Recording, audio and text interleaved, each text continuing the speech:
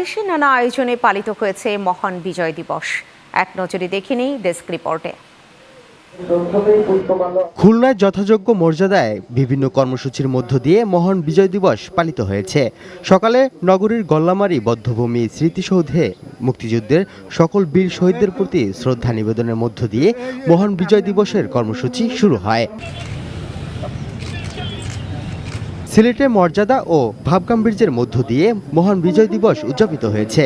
সূর্যোদয়ের সঙ্গে সঙ্গে সিলেট কেন্দ্রীয় শহীদ মিনারের বেদিতে পুষ্পস্তবক অর্পণ শুরু হয়। দিনভর ফুল দিয়ে শ্রদ্ধা জানান নানা শ্রেণী পেশার মানুষ।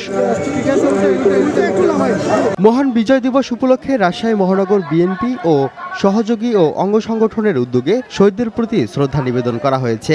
মঙ্গলবার রাত 12টা 1 মিনিটে রাজশাহী কলেজ শহীদ মিনারে পুষ্পস্তবক অর্পণের মাধ্যমে এই শ্রদ্ধা নিবেদন করা হয়।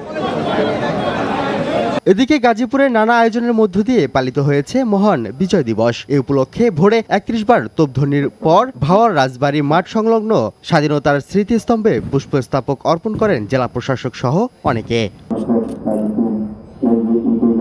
মেহেরপুরে যথাযোগ্য মর্যাদা ও ভাবগাম্ভীর্যের মধ্য দিয়ে মহান বিজয় দিবস পালিত হয়েছে। দিবসটি উপলক্ষে শহরের কলেজ মোড়ে অবস্থিত শহীদ স্মৃতিসৌধে পুষ্পমাল্য অর্পণের মাধ্যমে কর্মসূচির সূচনা করা হয়। জামালপুরে বিজয় দিবস উপলক্ষে প্রথম প্রহরে শহরের দয়াময় এলাকায় অবস্থিত শহীদ স্মৃতিস্তম্ভে পুষ্পস্তবক অর্পণের মাধ্যমে কর্মসূচির সূচনা করেন জেলা প্রশাসক।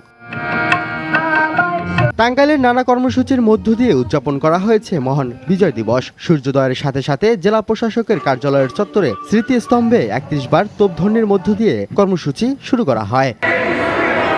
এছাড়াও খুলনা, ফেনী, বাগেরহাট, নওগাঁ, সাতক্ষীরা ও নারায়ণগঞ্জ সহ দেশের বিভিন্ন জেলায় মহান বিজয় দিবস পালিত হয়েছে।